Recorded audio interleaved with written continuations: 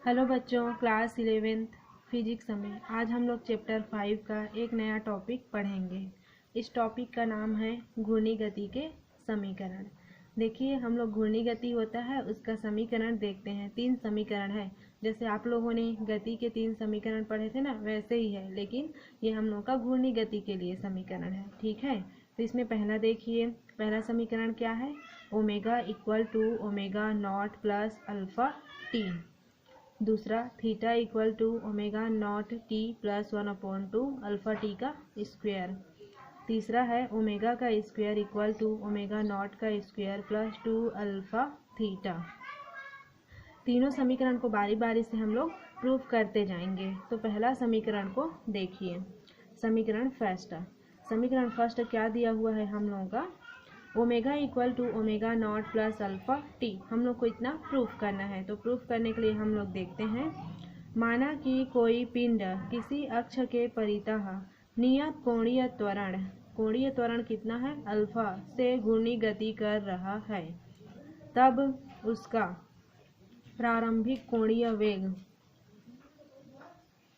Omega naught तथा T second पश्चात कोणीय वेग ओमेगा है। देखिए, हम लोग का कोई पिंड है, अपने अक्ष किसी अक्ष के परितः, वहाँ कोणीय त्वरण को कितना माना है? अल्फा से घूर्णी गति कर रहा है, तब उसका प्रारंभिक कोणीय वेग कितना है? ओमेगा नॉट तथा टी सेकेंड पश्चात कोणीय वेग कितना है? ओमेगा है। तब देखिए, तब कोणीय त्वरण की परिभाषा क्या होता है? हम लोग का जो अंतिम कोणीय त्वरण और प्रारंभिक, हम लोग का ये ओमेगा नॉट प्रारंभिक है और टी सेकेंड पश्चात वेग हम लोग का क्या हो गया है? कोणीय वेग ओमेगा हो गया है। कोणीय त्वरण की परिभाषा से अल्फा इक्वल टू वेग में परिवर्तन बटा समय अंतराल। तो आप लोगों के पास दो ठो वेग दिया हुआ है ना। पहला वेग क्या है? ओमेगा नॉट, दूसरा वेग ओमेगा है। अल्फा इक्वल टू वेग में परिवर्तन बटा समय अंतराल। तो वेग में परिवर्तन अंतिम कोणीय वेग माइनस प्रारंभिक कोणीय वेग। तो अंतिम मेरा ओमेगा है और प्रारंभिक क्या है? ओमेगा नॉट है। और समय कितना ली हूँ मैं? टी। तो यहाँ पे देखिए, टी को अल्फा के साथ मल्टीप्लाई कर देते हैं, तो ये हो जाएगा अल्फा टी, फिर इक्वल टू ये है ओमेगा माइनस ओमेगा नॉट। अब देखिए, अल्फा टी और इसमें माइनस ओमेगा नॉट है, इसको मैं इस साइड ट्रांसफर कर दी, तो ये इधर ऋणात्मक है, तो इधर आके ये धनात्मक हो गया। अल्फा टी का अल्फा टी ये इधर आ गया, तो धनात्मक omega t equal to omega. अब इसको सीधा रूप में हम लोग करेंगे, omega equal to omega naught plus alpha t. जैसे आप लोगों को प्रूफ करना है ना, उस हिसाब से इसको आप लोग जमा लीजिएगा। तो यहाँ पे आ जाएगा omega equal to omega naught plus alpha t. इस प्रकार से आप लोगों का जो घूर्णी गति का पहला समीकरण था omega equal to omega naught plus alpha t proof हो जाता है। देखिए, आई होप आप लोगों को पहला समीकरण समझ आया होगा। अब हम लोग दूसरा समीकरण को प्रूफ करते हैं। दूसरा आप लोगों का क्या है? Theta equal to omega naught T plus 1/2 alpha T का स्क्वायर। ठीक है, ये घूर्णी गति का दूसरा समीकरण है।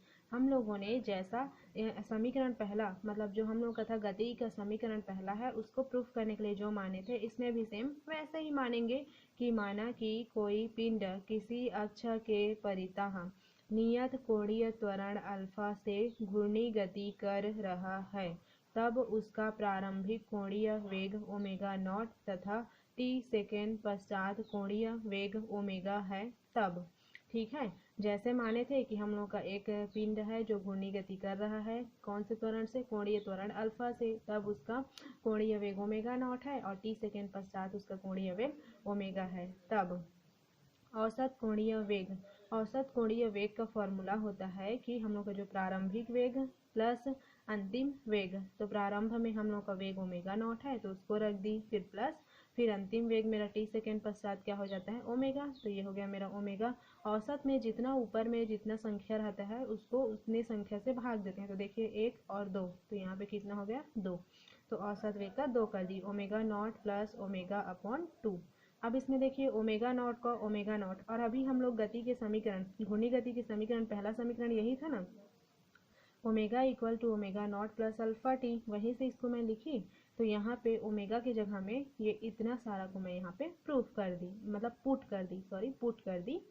Omega naught plus alpha T. अब देखिए ओमेगा नॉट का ओमेगा नॉट प्लस फिर ओमेगा नॉट प्लस फिर अल्फ़ा टी अपॉन 2 हो गया। ठीक है, इसमें बस कोष्टक को हटाइए।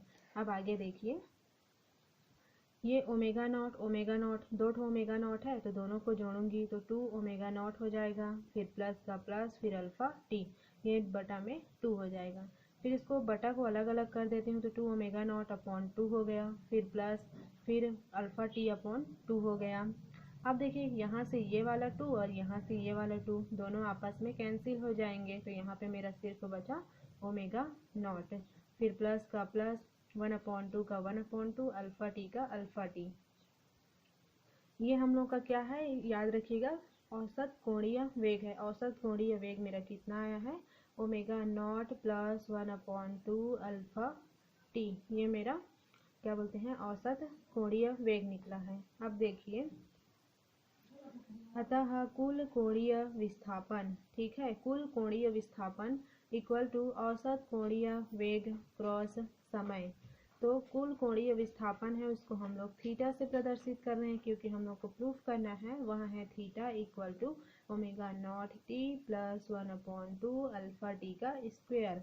इसलिए जो कुल कोणीय विस्थापन है उसको मैं थीटा से रिप्रेजेंट कर रही हूँ।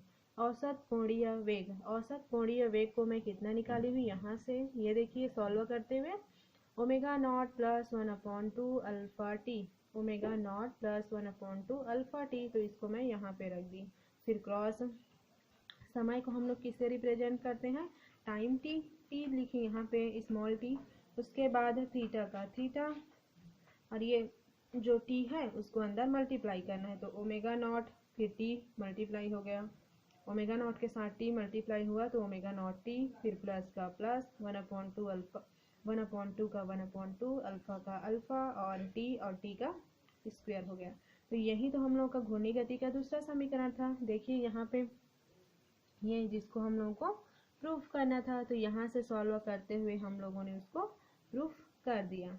देखिए हम लोग का क्या आया, theta equal to omega naught T plus 1/2 alpha T का स्क्वायर, जहाँ पे थीटा हम लोग का कुल कोणीय विस्थापन है, ओमेगा नॉट प्रारंभिक वेग है, टी समय है और अल्फ़ा कोणीय त्वरण है।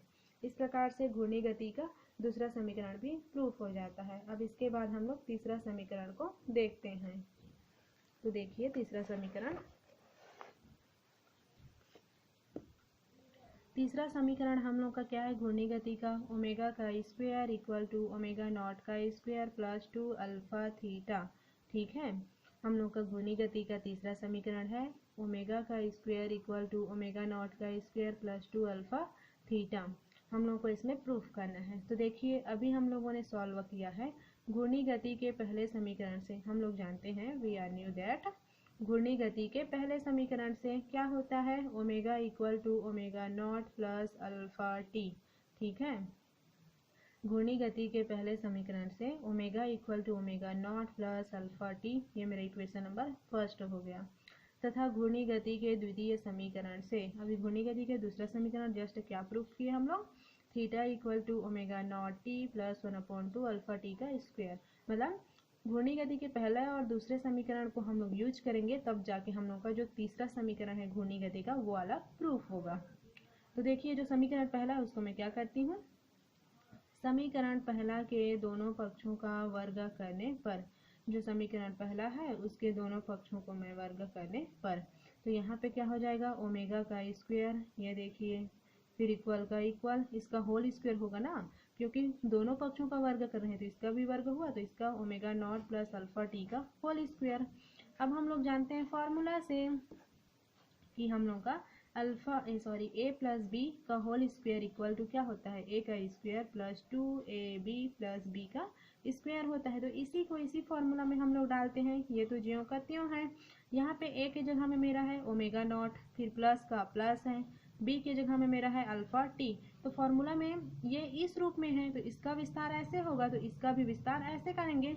जहाँ जहाँ पे ए है इस फॉर्मूला में ए के जगह में मैं ओमेगा नॉट रखूंगी, और जहाँ जहाँ पे बी है बी के जगह में रखूंगी अल्फ़ा टी। तो देखिए ए का स्क्वायर मतलब ओमेगा नॉट का स्क्वायर हो गया, फिर प्लस फॉर्मूला 2 का 2, फिर ए के जगह में फिर ओमेगा नॉट इंटू फिर बी के जगह में क्या है अल्फ़ा टी, तो यहाँ पे अल्फ़ा टी, फिर प्लस बी का स्क्वायर मतलब अल्फा टी का स्क्वायर, तो अल्फा का स्क्वायर और टी का स्क्वायर हो जाएगा।